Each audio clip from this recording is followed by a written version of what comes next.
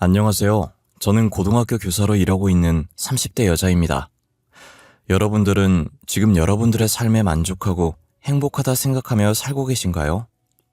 저는 아직도 행복이라는 게 무엇인지 어떤 감정인지 모르겠어요.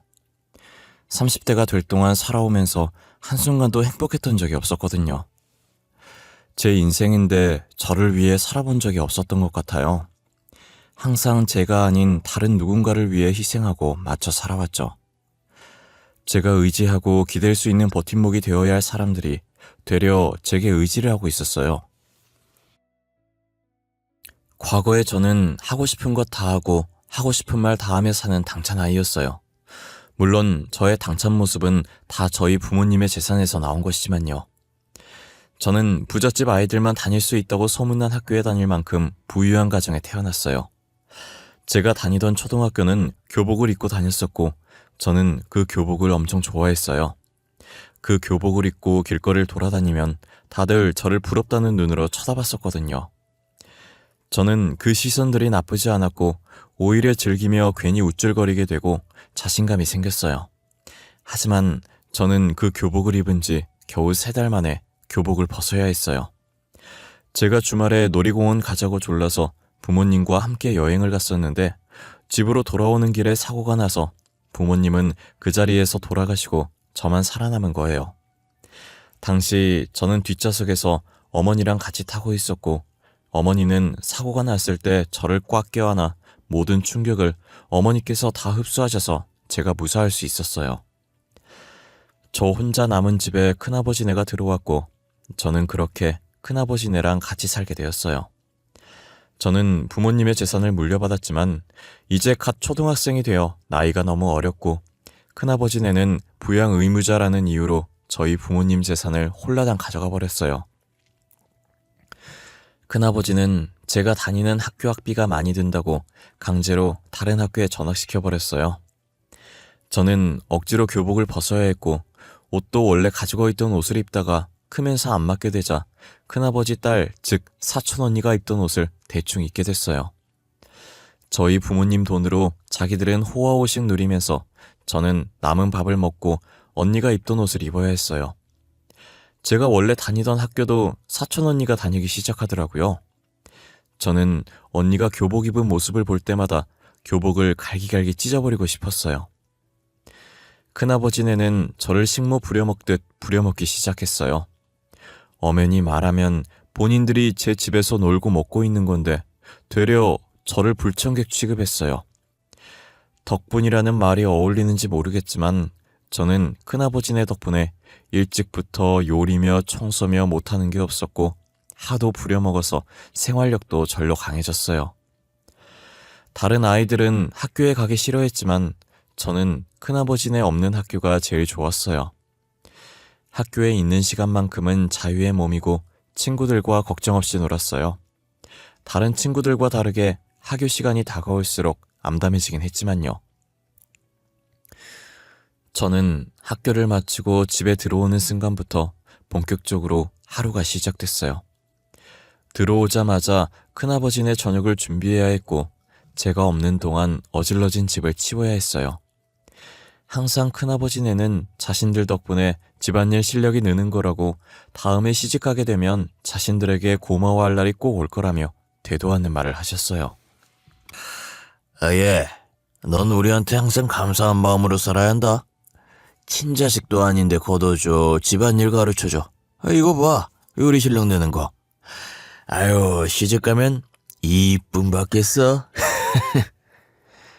그래, 넌 진짜 우리 엄마 아빠한테 감사하다고 절해야 돼. 나 같았으면 너 진작에 어디다 갖다 버렸어. 내 자식도 아닌데 너 왜 키워? 그러게, 나는 전생에 무슨 죄를 얼마나 지었길래 남의 자식을 키우고 있는지. 아유, 내 팔자야. 그래도 저희 부모님 돈으로 이렇게 잘 지내고 계신 거잖아요. 이 집도 저희 부모님 집이고 오히려 저한테 고마워해야 하는 거 아니에요? 언니도 누구 돈으로 그 교복 입고 학교 가는지 잘 생각해. 어머 얘, 누구 돈으로 학교를 가냐니? 우리 돈으로 가는 거지. 이제 너네 부모님 돈은 없어. 우리한테 들어왔으면 이제 우리 돈 아니니? 그러니까 너는 얌전히 빨래나 해. 그 옷 손빨래 해야 된다? 큰아버지네는 과거에 세 식구 겨우 끼니 때울 만큼의 돈밖에 못 벌고 단칸방에서 옹기종기 모여 살던 시절은 생각도 못하고 제게 으름장을 놓았어요. 저희 부모님 재산이 없었더라면 죽을 때까지 이렇게 살아보지도 못했을 사람들이 다 자기가 잘나서 지금 이렇게 사는 거라며 저한테 집안에 도움이 안 된다고 구박했어요. 큰아버지네는 따로 돈 벌 생각도 하지 않았고 집에서 놀고 먹으며 저희 부모님 재산만 축내고 있었어요. 사실 저한텐 큰아버지네가 모르는 비밀이 한 가지 있어요. 내가 초등학교 올라가면서 혹시나 무슨 일 생길지도 모른다고 부모님이 제 명의로 남겨놓은 건물이 하나가 있었거든요. 이런 일이 생길 걸 미리 예상이라도 하셨다는 듯 부모님이 급하게 명의를 저한테 돌려놓으셨었어요. 큰아버지네가 돈을 너무 흥청망청 쓰셔서 부모님 재산이 금방 사라져버렸고 남은 건 제 건물뿐이었죠. 저는 괜히 말했다가 이 건물도 뺏길 것 같아서 건물에 대해서 한 번도 언급한 적이 없었어요. 언젠간 성인이 되면 그 건물에서 살 것이라고 다짐했고 이 집에서 하루라도 빨리 나오고 싶어서 빨리 성인이 되기만을 기다렸어요. 저는 고등학생이 되자마자 각종 아르바이트를 하기 시작했어요. 큰아버지는 부모님 돈을 다 써버려서 당장 생활할 돈도 없다고 돈 벌어 오라고 하는 거예요. 도대체 그 많은 돈을 언제 다 쓴 건가 했더니 큰아버지가 노름을 하고 있었더라고요. 결국 노름판에서 모든 것을 잃고 이제 돈이 없으니 집에서 손가락만 빨고 있었던 거죠. 야, 넌 돈을 왜 그렇게 뜨냐? 너도 내가 한심하냐? 한심하냐고? 당장 가서 돈 벌어와. 안 나가? 돈 가지고 오라고. 우리 당장 밥 먹을 돈도 없어. 굶고 싶지 않으면 돈 벌어와. 고깃집도 있고 식당도 있고 일할 곳 많잖아. 저 이제 고등학생이에요. 아직 미성년자라고요. 제가 어떻게 돈을 벌어요? 요즘 내 친구들도 돈 필요할 때마다 식당에서 아르바이트하고 그러던데? 식당 어차피 오후에 문 열잖아. 학교 마치고 일하면 되겠네. 아니면 주말에 가던가. 그렇게 잘 알면 진작에 언니가 나가서 돈 벌어오지 그랬어. 왜 나한테 손 벌려? 야, 나는 고3이야, 고3.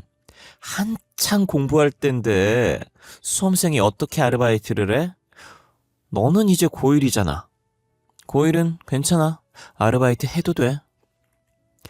큰아버지와 큰어머니는 돈 벌어오라고 난리였고 사촌 언니도 옆에서 부추겼어요. 저는 집에서 이런 꼴이나 보고 있을 바엔 아르바이트를 하는 게 낫겠다는 생각을 했어요.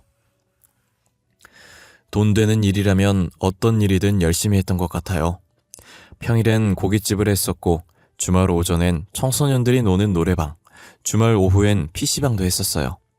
한창 놀 나이에 몸이 10개라도 모자랄 정도로 열심히 살았었어요. 다들 일하려고 하지 않았고 정말 제가 아니면 집구석이 돌아가지 않았어요. 밖에서 일하고 집에선 또 집안일하고 눈 감을 때까지 하루 종일 일이었어요. 저는 일해서 받은 돈으로 큰아버지께 생활비를 드리고 몰래 일부를 조금씩 모았어요. 성인이 되면 바로 독립할 생각으로 돈을 악착같이 모아왔어요. 그런데 막상 제가 성인이 되고 보니 미운 정도 정이라고 큰아버지네가 신경 쓰이더라고요. 그동안 놀고 먹어서 격렬단절로 써주지도 않을 건데 어떻게 밥벌이를 할지 걱정이었어요. 제가 다니는 대학교 근처로 원룸을 구하려고 했는데 포기하고 계속 큰아버지네와 같이 살았어요. 와중에 사촌 언니는 대학 등록금 낼 돈이 없어서 휴학을 했더라고요. 보통 다른 사람 같으면 휴학하는 동안 아르바이트를 해서 등록금을 모을 텐데 사촌 언니는 태평하게 방에서 누워만 있는 거예요. 언니, 등록금 낼 돈 없어서 휴학했다며 계속 이러고 있어도 돼? 아르바이트해서 등록금 마련하거나 학자금 대출받던가 해야 하는 거 아니야? 뭐하러 대출을 받아, 네가 있는데. 너 일하잖아. 돈 모아둔 거 있을 거 아니야. 그거 좀 줘봐. 대학 등록금 내게. 다음에 내가 돈 벌면 다 갚아줄게. 나는 대학교 안 다녀? 나도 등록금 내야 돼. 언니도 아르바이트 하면 되잖아. 언제까지 동생한테 손 벌릴 거야? 창피하지도 않아? 이게 언니한테 말하는 싸가지 봐. 네가 지금 돈 좀 번다고 요새 떠는가 본데 내 인생 신경 쓸 시간에 네 인생이나 잘 살아. 되도 않는 훈계질 집어치우라고. 사촌 언니는 기분 나쁘다는 표정을 하고 제 어깨를 치더니 그대로 저를 지나쳐갔고 얼마 지나지 않아서 큰어머니께서 쿵쿵거리며 다가왔어요.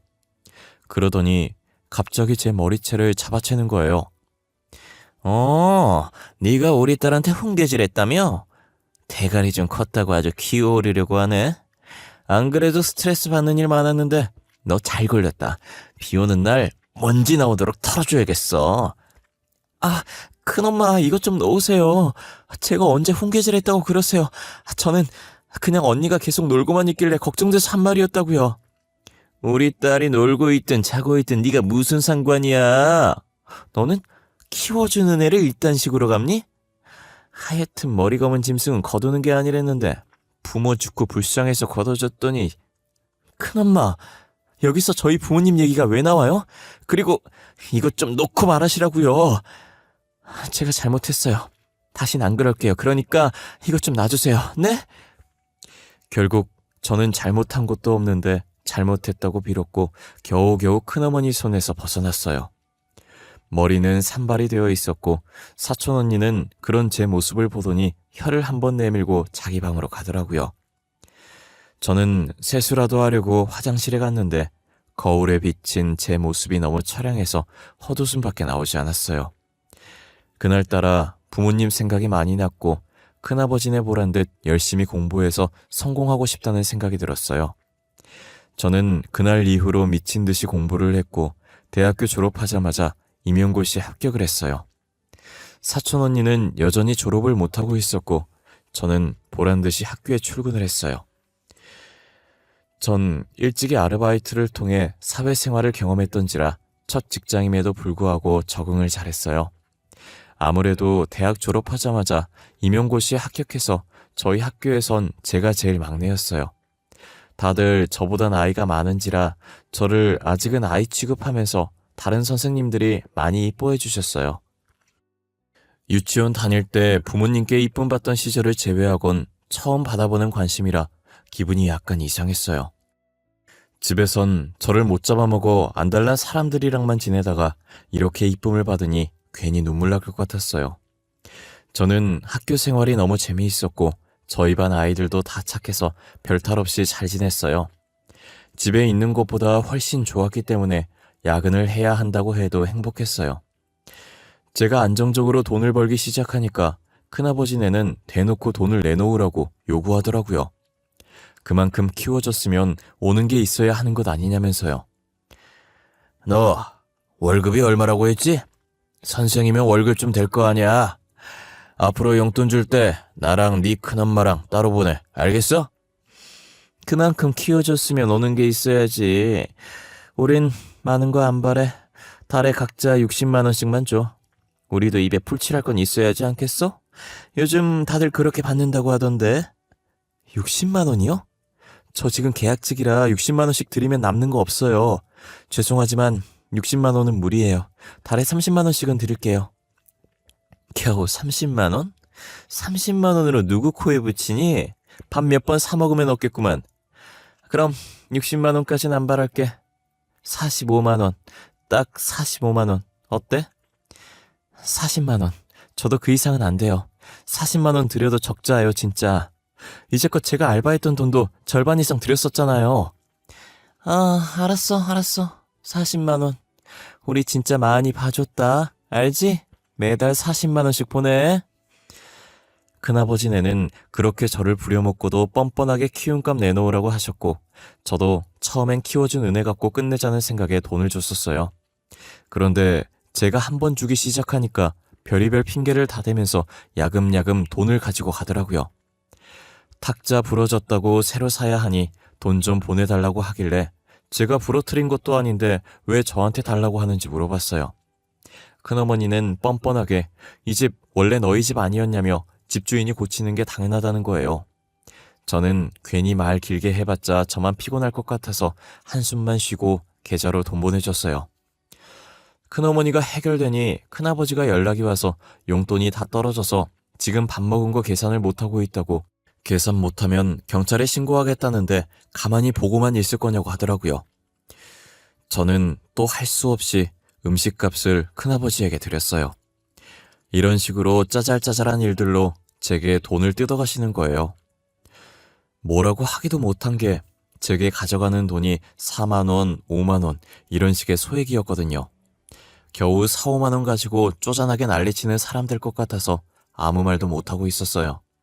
그냥 말 길어지기 전에 입금해주고 치우자는 마음이 더 많았죠.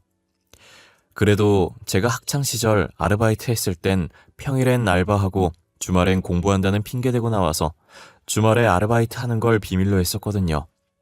평일 알바비 절반 이상을 줬다고 해도 지금 주는 돈보다 적었어요. 그래서인지 제가 돈을 많이 주니 예전처럼 구박을 하진 않더라고요. 오히려 제게 빌빌거리며 돈을 달라고 구걸을 했죠. 아무래도 그 집안엔 백수밖에 없고 돈 버는 사람은 저밖에 없으니 저한테 잘 보여야 돈이 한 푼이라도 더 떨어지니까 최대한 제 심기를 건들지 않으려고 했어요.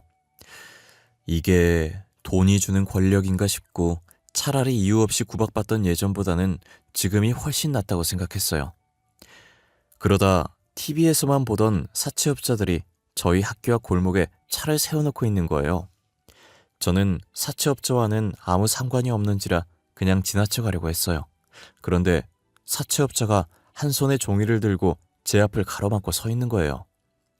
그러더니 들고 있던 종이를 제 얼굴 옆으로 갖다 대는 거예요. 뭐예요? 비켜주세요. 저 지금 바쁘거든요. 안 비키시면 소리 지를 거예요. 아유, 아가씨야. 나도 지금 바쁘거든. 사진이랑 똑같이 생겼네. 본론부터 이야기할 테니까 잘 들어. 네 큰아버지라는 사람이 나한테 돈을 빌렸거든. 근데 나한테 갚을더니 아가씨가 가지고 있다고 하네. 제가 가지고 있다고요? 저는 큰아버지가 사채를 빌렸었는지도 방금 아저씨가 말해서 알았는데요. 저 돈 없어요. 제가 빌린 것도 아닌데 제가 왜 갚아요. 저한테 이러지 말고 큰아버지 찾아가 보세요. 아유, 뭐하냐 아가씨가 이 학교 선생인 것 같은데 일 더 크게 만들고 싶지 않으면 빨리 주고 끝내지. 우리도 일 키우고 싶지 않고 그냥 빨리 끝내고 싶거든. 그러니까 좋은 말 할 때 돈 주는 게 좋아. 진짜 왜 그러세요? 제가 빌린 거 아니잖아요. 왜 저한테 이러세요? 돈 빌린 사람한테 가서 돈 달라고 하세요. 엄한 사람한테 돈 달라고 하지 마시고. 아, 말귀를 못 알아듣네. 아가씨가 돈 가지고 있다고 했다고 아까 말했잖아. 좋게 끝내려고 했는데 계속 내 심기를 건드리네. 지금 너네 나 가지고 장난쳐? 알고 보니 학교 앞에 있던 사채업자는 저를 찾아온 것이었고 큰아버지가 노름한다고 돈 빌렸는데 사채업자가 찾아오니 제가 돈을 가지고 있다고 거짓말을 친 것이었어요. 그래서 제가 일하는 학교와 제 사진을 사채업자에게 넘긴 거죠. 사채업자는 큰아버지 말만 듣고 빌려준 돈 받으러 온 죄밖에 없는 거고요. 저와 사채업자는 옥신각신하면서 목소리가 점점 커지기 시작했고 주변에 있던 학생들과 선생님들이 집으로 가다가 저희 쪽을 쳐다봤어요. 저는 혹시나 주변에서 말 나올까 일단 사채업자들을 사람 없는 곳으로 데리고 갔어요. 아이들도 다 보는데 무섭게 이러지 말고 조용한 곳에서 말하자고 했죠. 지금 돈 안 주면 사채업자가 계속 저희 학교에 찾아올 기세라 며칠만 기다려주면 돈 드리겠다고 했어요. 저는 일단 급한 불부터 꺼야 했기 때문에 통장에 있던 돈이랑 대출을 조금 받아서 빚을 갚았어요. 큰아버지는 한동안 저를 피해서 집에 돌아오지 않으시다가 돈 갚고 나니까 집으로 돌아오더라고요. 저는 큰아버지를 보자마자 소리를 질렀어요. 큰아빠, 진짜 제정신이에요? 겁도 없이 왜 사채를 써요, 사채를? 사채가 갚을 돈 없으면서 무슨 생각으로 돈 빌린 거예요? 그리고 왜 제 개인정보를 넘겨요? 그거 범죄예요, 알아요? 야, 내가 남의 개인정보 넘긴 것도 아니고 가족인데 뭐가 범죄야? 그리고 너가 돈 갚았다며 해결했으면 됐지 뭘 그렇게 소리를 지르고 그래? 아유, 앞으로 사채업자 안 나타나겠네. 지금 저랑 장난하자는 거예요? 노름 좀 그만하세요. 저 그동안 계속 참고 있었는데 노름한다고 저희 부모님 재산 다 쓰고 이제 저한테까지 피해 입히고 뭐 하자는 거예요? 아이, 진짜 시끄럽게.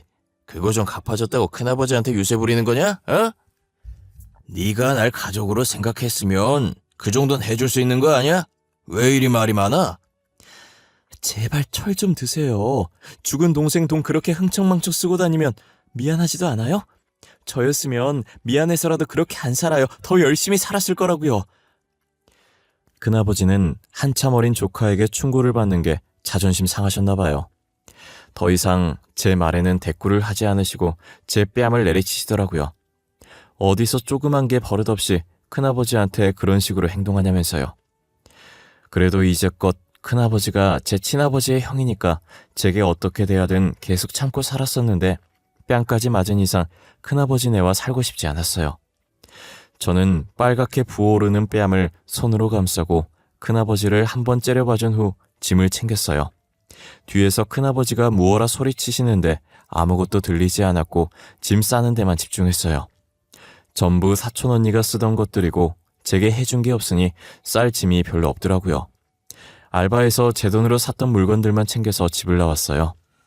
저는 부모님이 남겨주신 건물에서 살기로 마음먹었어요.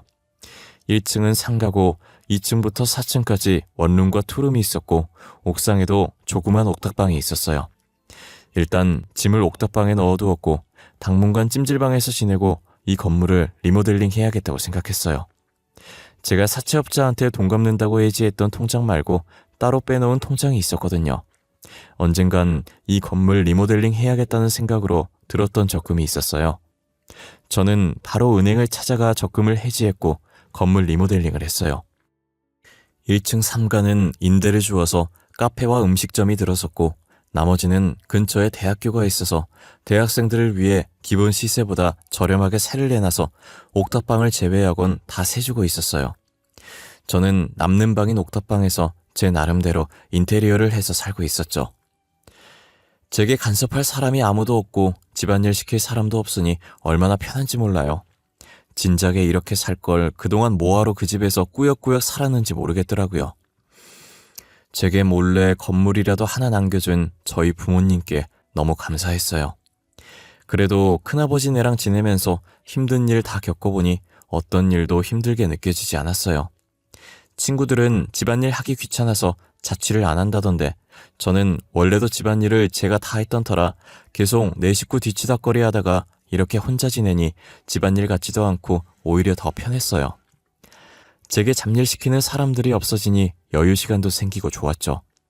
저는 창문으로 들어오는 신선한 바람을 맞으며 거실 한가운데에 누워 있었어요. 한참 여유를 부리며 눈을 감고 바람을 맞고 있는데 갑자기 누군가 제 집 문을 미친 듯이 두드리는 거예요. 문 두드리는 소리가 엄청 시끄러운 게 한 사람이 아닌 것 같았어요. 저는 너무 놀라서 순간적으로 몸을 움찔거렸고 놀란 가슴을 쓸어내린 뒤 문 쪽으로 다가갔어요. 문이랑 가까워질수록 문 앞에 있는 사람의 목소리가 선명해지더라고요. 역시나 제가 예상했던 것처럼 저를 찾아온 사람은 큰아버지와 큰어머니였어요. 제가 여기 있다는 건 또 어떻게 알았는지 귀신같이 찾아온 거예요. 저는 문 앞에 서서 문을 열어줘야 하나 말아야 하나 고민을 했어요. 그런데 하는 폼이 제가 문 열어주기 전까지 안 가고 저렇게 시끄럽게 할 것 같더라고요. 그러면 주변 사람들한테도 민폐니 그냥 문을 열어주기로 했어요. 역시 네가 여기 있었구나. 저번에 네 아빠 재산 분할하면서 이 건물이 없다 했더니 그땐 주변에 뭐 없던 건물이라 판 줄 알았는데 너한테 줬나 보다. 근데 그걸 여태 숨기고 있었어?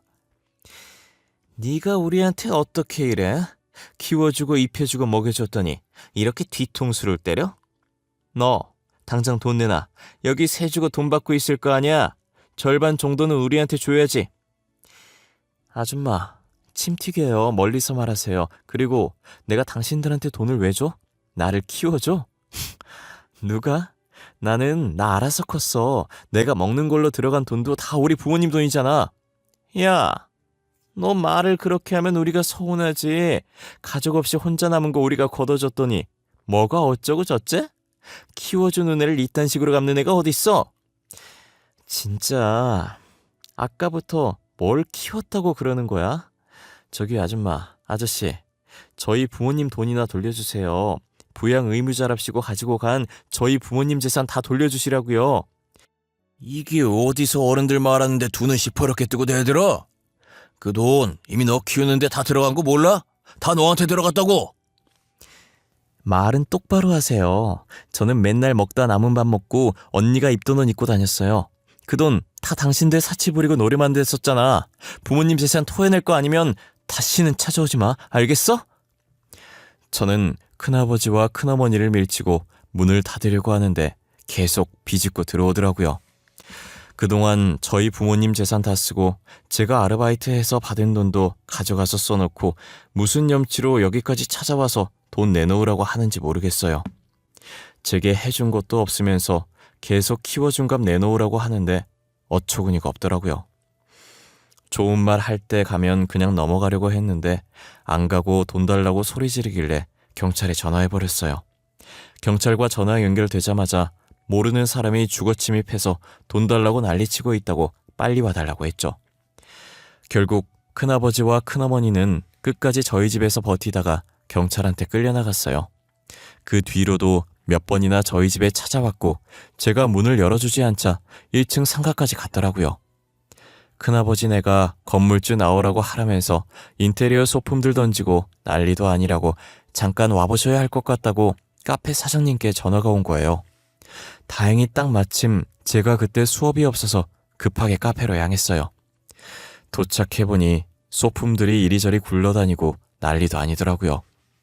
카페 사장님은 무서워서 구석에서 떨고 계시고 큰아버지와 큰어머니는 고래고래 소리를 지르고 있었어요. 지금 이게 무슨 짓들이에요? 남의 영업장에 와서 이게 무슨 민폐야. 사장님 죄송해요. 제가 이 사람들 데리고 나갈게요. 데리고 나가긴 어딜 데리고 나가? 그냥 여기서 얘기해. 우리 잘난 건물주님께서 기껏 이만큼 키워줬더니 이렇게 우리를 버리네. 아이고 부모 죽고 오갈 것 없는 애 키워줬더니 이렇게 뒤통수를 쳐? 머리 검은 짐승 거두는 게 아니라고 했는데 우리가 어쩌다 이런 신세가 된 거야? 우리 부모 건들지 말라고 그랬지.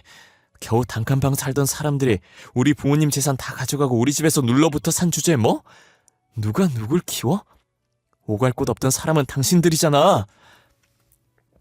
카페에 있던 사람들은 큰아버지와 큰어머니 말을 듣고 저를 쓰레기 보듯 했었어요. 키워준 은혜도 모르고 이렇게 대한 거냐면서 하나둘 말을 얹기 시작했죠. 하지만 제가 부모님 재산 다 가지고 가고 어린애 아르바이트 시키고 집안일 시켰다고 하니 사람들은 큰아버지와 큰어머니께 따가운 시선을 보내고 저마다 한 소리씩 하더라고요. 제 욕을 하던 사람들은 한순간에 큰아버지네를 욕하기 바빴어요. 기세등등 하던 큰아버지와 큰어머니는 사람들이 자신들에게 손가락질하며 욕을 하자 눈치를 보기 시작하더라고요. 저는 업무 방해죄와 기물 파손죄 그리고 명예훼손죄로 큰아버지와 큰어머니를 경찰에 신고했어요. 같이 경찰서로 가서 다시는 제 주변에 얼씬거리지 못하도록 접근금지 신청도 하고 나왔어요. 큰아버지와 큰어머니는 조사를 받았고 벌금형으로 끝나긴 했지만 죄가 많아서 벌금도 만만치 않다는 거예요. 웬만하면 저희랑 합의하라는 답을 받았다고 하더라고요. 저는 카페 사장님께 절대 합의해주지 말라고 했고 저도 합의할 생각 없다고 전했어요. 결국 큰아버지와 큰어머니는 많은 벌금을 내야 했고 벌금 낼 돈이 없어서 다시 사채에 손을 댔어요. 그리고 지금은 저와 연락을 끊은 상태고 큰아버지네는 사채업자들 피해 다니고 있다고 하더라고요. 제게 조금만 잘해주셨더라면 끝까지 그 은혜 잊지 않고 잘해드렸을 텐데 일을 이렇게 만든 건 다 큰아버지 큰어머니 본인들이죠. 저는 절대로 큰아버지네를 용서할 마음이 없어요. 잘못했다고 무릎 꿇고 싹싹 빌어도 용서하지 않을 거예요.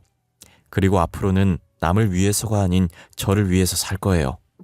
남을 위해 살아봤자 제게 돌아오는 건 아무것도 없더라고요. 제 이야기는 여기까지입니다. 여러분들은 꼭 자기 자신을 아껴주시고 오로지 자신을 위해서 사셨으면 좋겠어요. 우리 모두 소중한 사람들이잖아요.